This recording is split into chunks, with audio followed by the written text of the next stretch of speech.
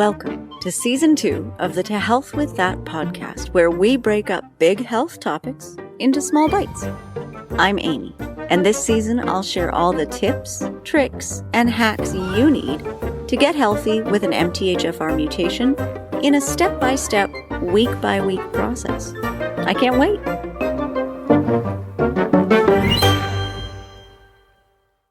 This week, let's talk about a particular phase of the MTHFR journey. It's the phase we happen to be in, which is the preliminaries. So this week, you're continuing to symptom track and you continue to have patience. Haha, not my favorite, but I get it. Because right now, you're laying the foundation for a good methylfolate start. This phase, what I like to call the preliminaries, is all about priming your system for the giant load of methylated goodness that's going to come in. And without this, things can get really rocky. The preliminary phase is the first of 3 phases that MTHFR folks go through when they start working on this.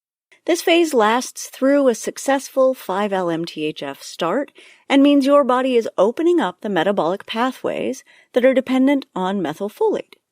Once these pathways start spinning reliably, then you will enter another phase, which I like to call burning through the backlog. When your body is caught up with its mountain of backlog, which can take months or even years, then we enter the maintenance phase. Each of these 3 stages is equally important, but the preliminaries are relatively undramatic and underrated next to something as exciting as backlog. Giving your body the luxury of a solid start will help the backlog phase go much more smoothly and hopefully allow it to be faster, although that's my own conjecture. I'm not actually sure. With MTHFR, our bodies often have this backlog, right? This mountain of unfinished business that needs methylfolate, but because you didn't have enough resources at the time the business got started, these items go into the physiological equivalent of a to-do list. In some ways, the backlog shows up on a day-to-day basis. These are the unmanufactured neurotransmitters, right? The deficiencies of nitric oxide and glutathione, and maybe the excess of homocysteine. But most of the backlog items are largely silent, right? You don't really know about them. Toxins that can't be methylated and therefore get diverted to long-term storage, unmethylated bits of DNA, unmethylated proteins and fats, and generally, tasks that need some doing. These build up, and as they accumulate, your body gets more and more desperate to start doing something about it. The something your body wants to start doing can happen once you have reliable methylfolate and the background of other B vitamins. And once your body is confident about that, you enter the second phase, this burning through the backlog phase. This is the heavy lifting of the MTHFR journey, and you're getting ready for it right now. So for this week, the best thing you can do is keep tracking your symptoms. If you notice weird energy changes, strange new symptoms, anxiety, nightmares, intrusive thoughts, or any kind of wound-up feeling, reassess the vitamin B12 you started last week or previously with all the other Bs. Remember that even though the methyl form is the most biologically active, it's also the one that's most likely to cause symptoms. Actually, it causes symptoms specifically because it is the most biologically active form. At this point, you should also be maintaining the good MTHFR lifestyle things that we've talked about in the past. This means keeping up those food sources of natural folate.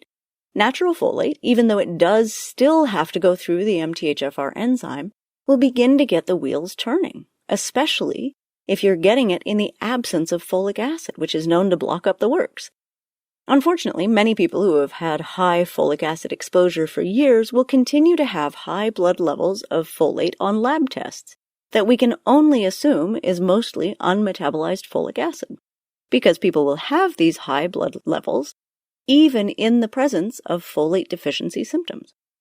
It seems clinically as though it's difficult for your body to get rid of this unmetabolized folic acid, and so it hangs around, cluttering up the works for a while. Don't be discouraged. Just taking the folic acid out of your diet and supplements is a huge step forward, and it allows some of that natural folate to actually reach receptor sites. Other things to focus on this week are simple steps like hydration. We'll talk more about the importance not only of water, but of hydration specifically in a few weeks. But for now, just make sure you're getting lots of water. Anything that allows your methylation cycle to begin to move more freely is also going to encourage some detoxification.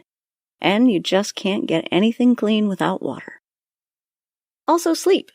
As your body's able to methylate more, it's going to want some time and rest to do so. Prioritize both sleep and rest this week, and through the coming months as your body really digs into this work. Sleep is when a lot of your detox processes happen, and you're going to be doing a lot of detox processes. I know, this week it doesn't feel like we're doing much, but it really does matter to create a good environment for all of the methylation processes to start happening and to open up these pathways in a slow and controlled way.